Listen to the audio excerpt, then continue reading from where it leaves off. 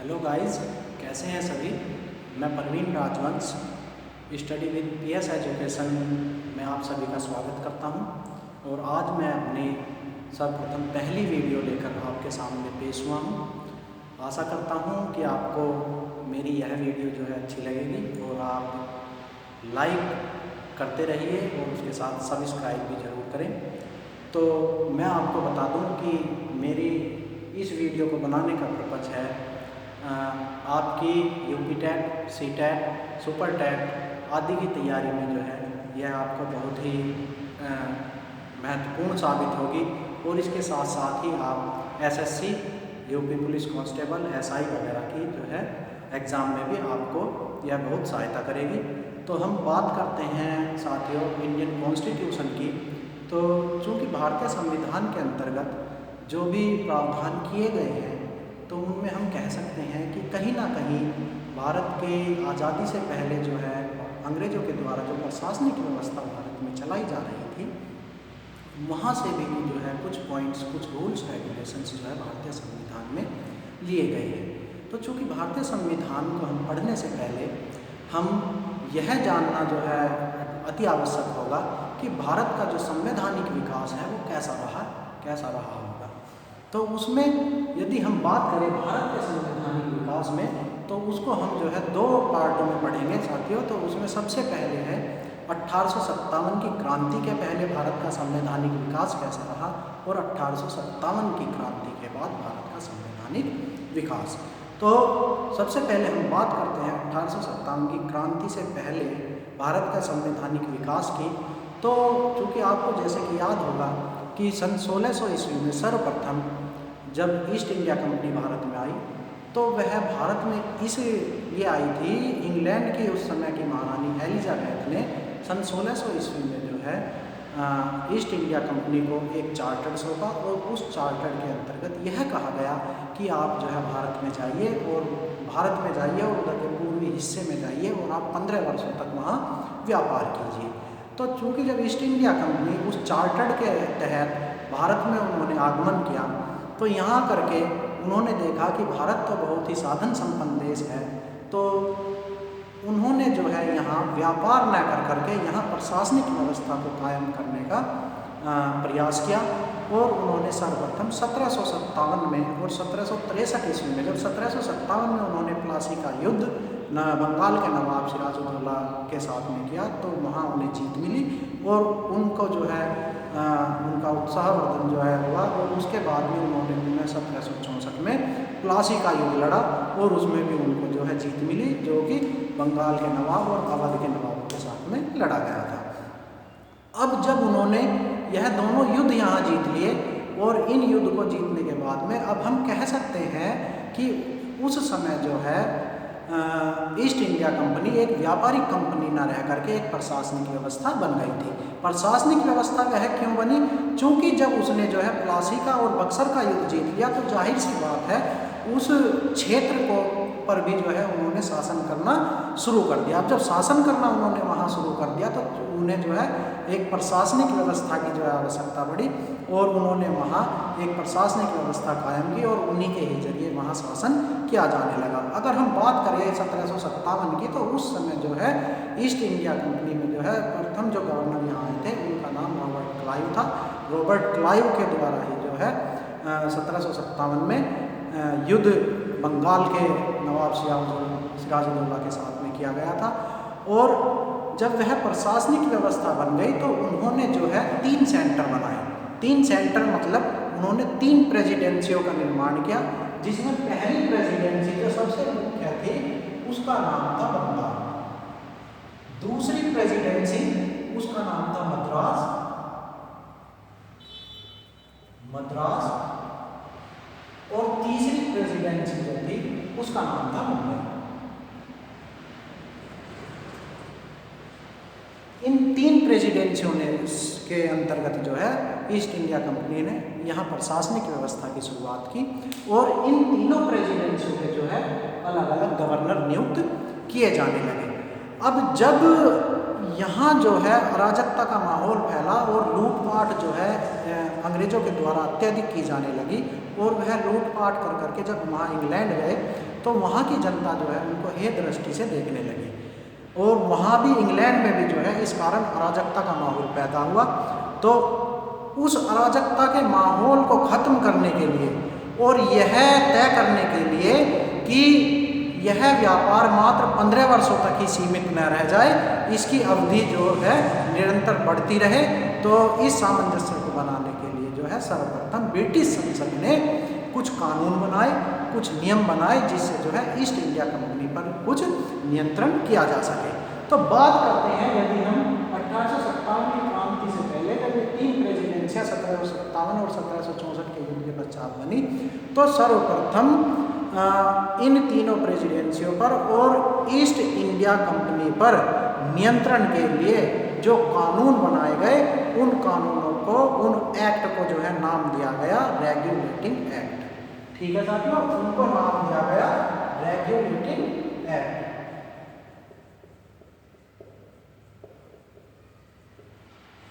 इसे हम 1773, चूंकि यह एक्ट जो है ईस्ट इंडिया कंपनी पर नियंत्रण के लिए 1773 में आया था, तो इसे हम 1773 का रेगुलेटिंग एक्ट के नाम से जानते हैं।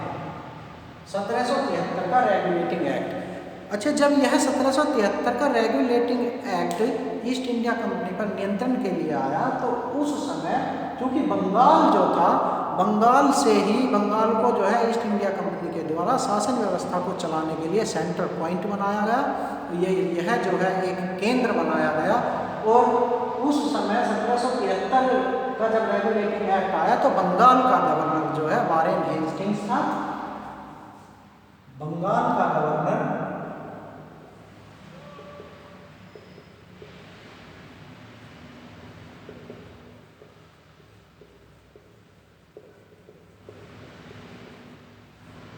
वारेन हेस्टिंग्स थे। और अब बात करते हैं हम 1773 के रेगुलेटिंग एक्ट में क्या क्या प्रावधान, क्या क्या नियम, क्या क्या कानून जो है ईस्ट इंडिया कंपनी के द्वारा बनाए गए। तो मैं आपको बताना चाहूँगा कि सबसे पहले जो सबसे महत्वपूर्ण जो कार्य इस रेगुलेटिंग एक्ट के अंतर्गत किया गया, चूँकि उस समय जो है 3 प्रेसिडेंसियाँ जो बनी थी, बंगाल, महाराष्ट्र और जो है मद्रास यानी कि मुंबई यानी कि आपकी महाराष्ट्र। ठीक है, तो इसमें यह प्रावधान किया गया कि इन बंगाल का जो गवर्नर है वह गवर्नर जनरल कहलाएगा, और बंगाल के गवर्नर जनरल के अंतर्गत ही बाकी जो है मद्रास और आपकी महाराष्ट्र की प्रेसिडेंसियां भी इसके अधीन की जाएंगी। ठीक है, तो बंगाल का जो गवर्नर था उसको गवर्नर, बंगाल के गवर्नर को गवर्नर जनरल की उपाधि दी गई, जनरल कहा जाने लगा। अतः हम कह सकते हैं कि वारेन हेस्टिंग्स ही जो है बंगाल के प्रथम गवर्नर जनरल थे, और गवर्नर जनरल के अधीन ही बाकी की दोनों प्रेसिडेंसियां कर दी गई। इसके बाद में जो सबसे महत्वपूर्ण इसमें जो है प्रावधान किया गया ईस्ट इंडिया कंपनी पर नियंत्रण के लिए, वह यह किया गया कि 2 समितियों का गठन किया गया। 2 समितियों का गठन किया गया। उनमें पहली समिति का नाम था कोर्ट ऑफ प्रोप्राइटर्स और दूसरी का नाम था कोर्ट ऑफ डायरेक्टर।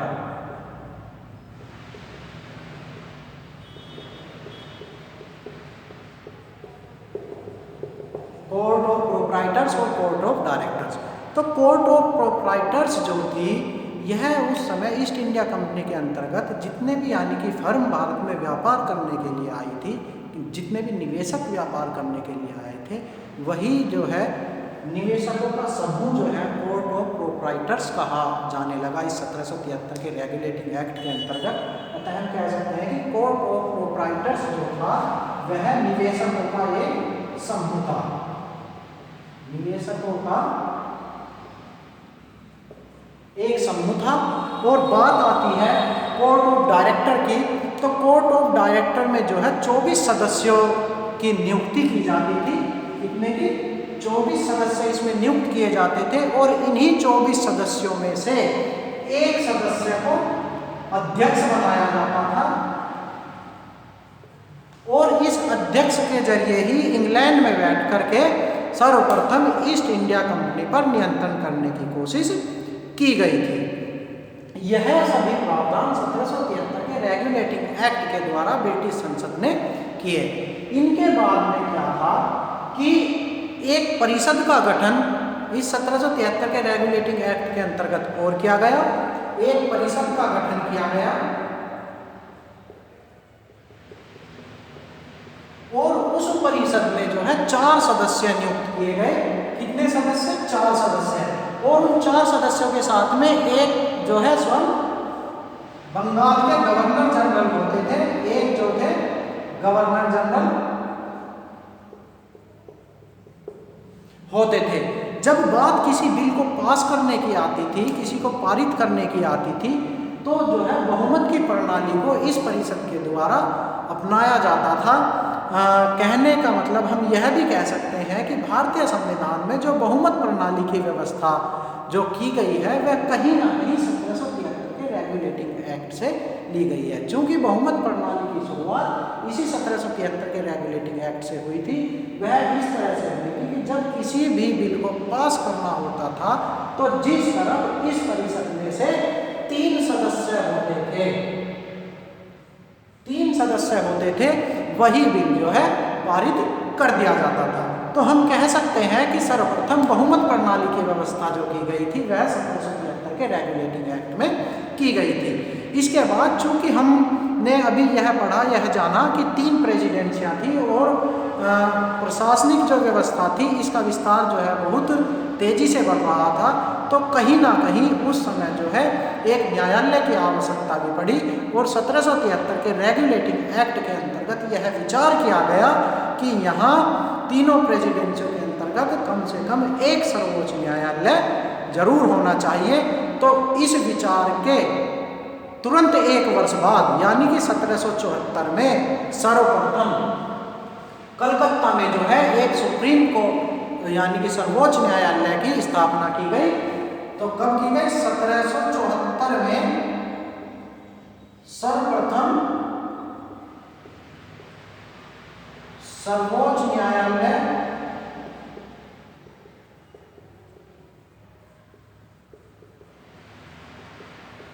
की स्थापना की गई और यह स्थापना जो है कलकत्ता में की गई थी।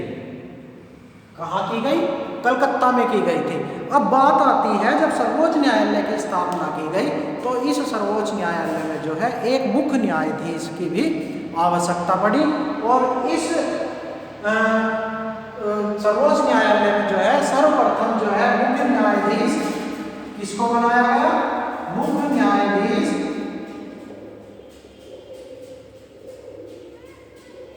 सर्वप्रथम जो मुख्य न्यायाधीश की नियुक्ति की गई उनका नाम था सर एलिजा इम्बे।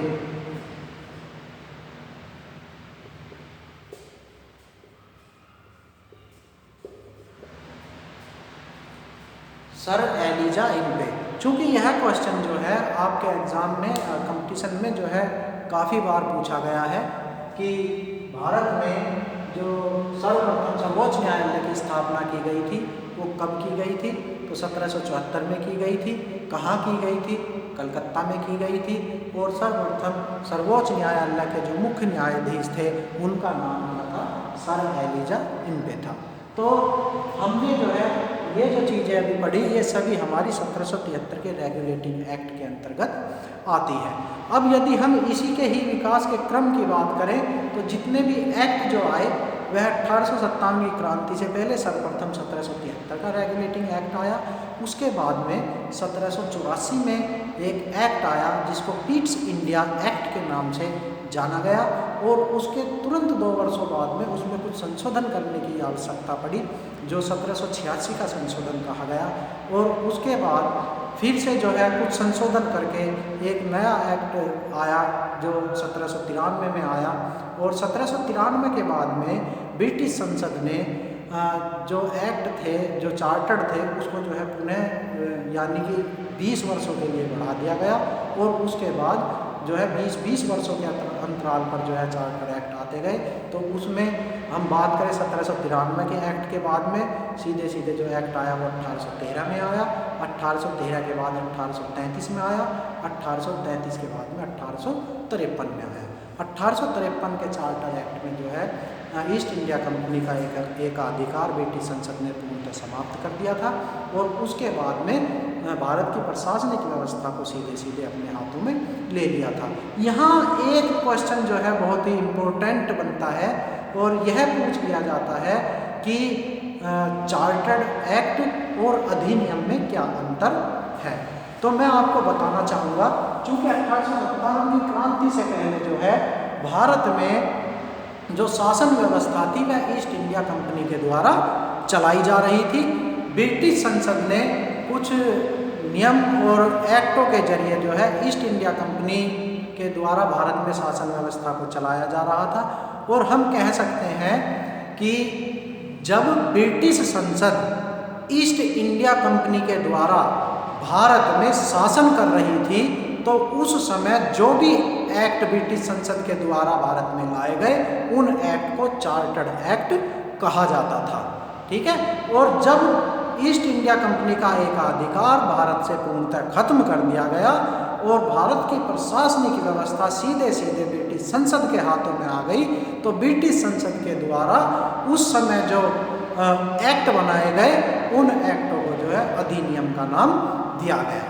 कहने का मतलब हम कह सकते हैं कि 1857 की क्रांति के बाद जितने भी एक्ट आए वह अधिनियम कहे गए और 1857 की क्रांति से पहले जितने भी एक्ट जो है ब्रिटिश संसद द्वारा भारत में लाए गए उनको चार्टर एक्ट के नाम से जाना जाता है।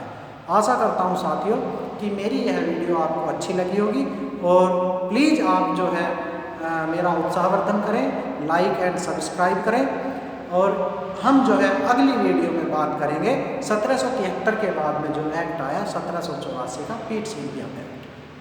ठीक है साथियों, आपका बहुत बहुत धन्यवाद मुझे सुनने के लिए। Thank you.